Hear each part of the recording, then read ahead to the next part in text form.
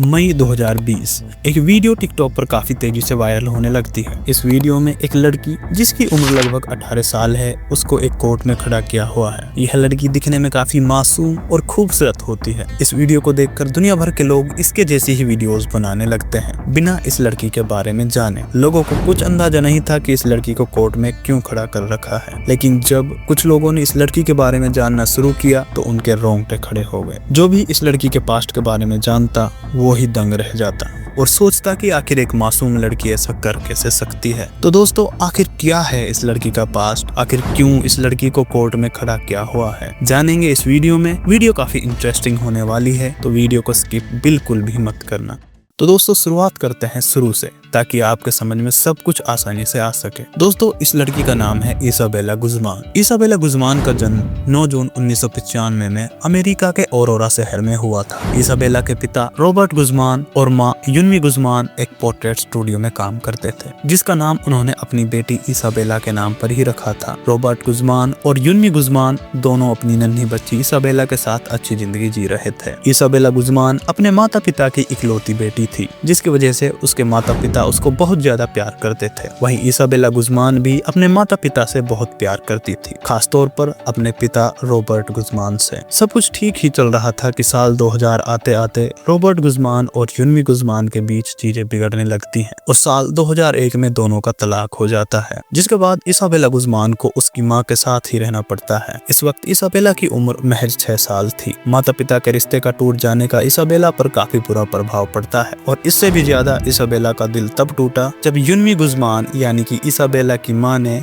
तलाक के 1 साल बाद ही रियान होए के साथ दूसरी शादी कर ली। यह सब देखकर इसाबेला के मन में अपनी मां के प्रति नफरत बढ़ने लगी। इसाबेला अपने पिता रॉबर्ट गुज़मान से बहुत प्यार करती थी और वो इस बात से बहुत गुस्सा थी कि अब उसके पिता की जगह किसी और ने ले ली थी।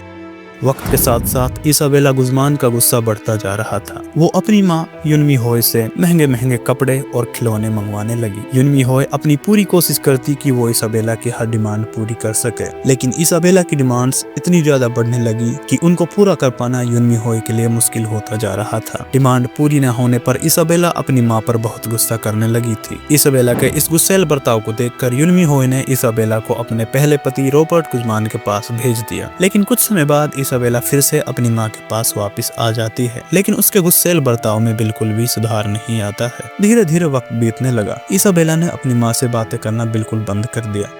अब इसाबेला वही करती थी जो उसका मन करता था। इसाबेला अब लगभग 18 वर्ष की हो चुकी थी।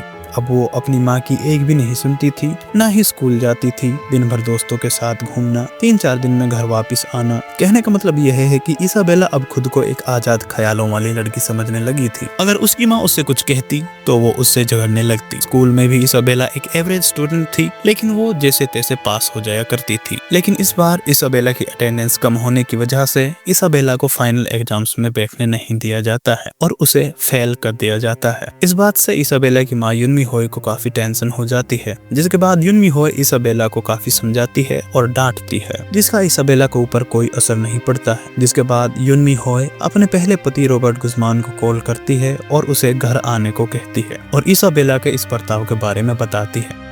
रॉबर्ट गुज़मान उसी दिन शाम को 5 बजे इसाबेला से मिलने आ जाता है। इसाबेला अपने पिता रॉबर्ट से काफी प्यार करती थी, तो युन्मी होए ने सोचा कि शायद इसाबेला रॉबर्ट की बात माने और अच्छी तरह से स्कूल जाने लग जाए और उसके साथ भी अच्छा बर्ताव करने लगे। रॉबर्ट इसाबेला को काफी समझाता है, जिसका जवाब इसाबेला सिर्फ गर्दन हिलाकर जमीन को ताकते हुए हाँ में दे रही थी। इस बातचीत के बाद रॉबर्ट गुज़मान अपने घर वापस चला जाता है, लेकिन इसाबेला के दिमाग पर उसके पिता की बातों का कुछ भी असर नहीं हुआ था। उसके दिमाग में आज कुछ और ही चल रहा था, कुछ ऐसा जो इसाबेला और युन्मी होए की जिंदगी को बदलने वाला था। दोस्तों, आपको बता दूं कि रॉबर्ट गुज़मान और इसाबेला की बातचीत के वक्त युन्मी होए घर पर नहीं थी, वो अपने स्टूडियो में ही थी। युन्मी होए करीब 9 बजे घर पहुंचती है और वो रियान होए से इसाबेला के बारे में पूछती है। रियान कहता है कि उसने इसाबेला को लगभग 8 बजे किचन में देखा था, अब शायद वो अपने बेडरूम में हो सकती है। इसके बाद युन्मी होए शावर लेने के लिए बाथरूम चली जाती है और रियान डिनर करने लगता है जो युन्मी होए उसके लिए लाई थी।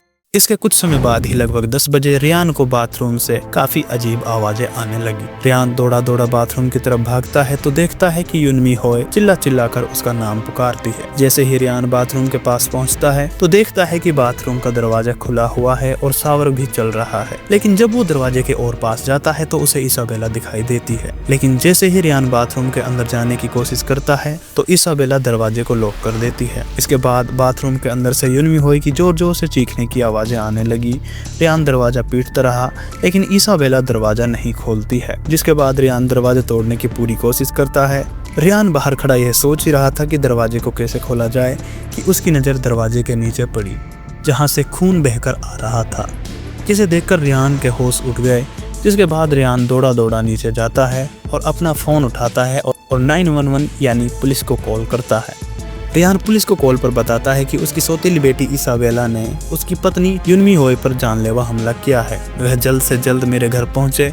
रियान पुलिस को यह सब बता ही रहा था कि उसे अपनी बीवी युनमी होए के आखिरी शब्द सुनाई देते हैं, यानी कि युनमी होए अब मर चुकी थी। इसके बाद इसाबेला बाथरूम का दरवाजा खोलती है। इसाबेला के सारे कपड़े खून में लथपथ थे। इसाबेला के हाथ में एक धारदार चाकू था जिसमें से अभी भी खून टपक रहा था। इसाबेला को इस रूप में देखकर रियान के होश उड़ गए। वो डर के मारे सफेद हो गया। उसे लगा कि इसाबेला अब उसको मारेगी, लेकिन इसाबेला ने रियान की तरफ देखा भी नहीं और सीधे घर के बैकयार्ड चली गई। जिसके बाद रियान बाथरूम में देखता है कि उसकी बीवी युनमी होए खून से लथपथ नग्न अवस्था में जमीन पर पड़ी थी। पूरे बाथरूम में खून ही खून था जो कि युनमी होए के शरीर से बह रहा था। रियान ने देखा कि युनमी होए के मुंह और गर्दन पर चाकू के अनगिनत निशान थे और उसके गले में एक काफी बड़ा घाव बना हुआ था, जिसे देखकर रियान सन्न रह गया। रियान युनमी होए को सीपीआर देने की कोशिश करता है लेकिन युनमी होए मर चुकी थी।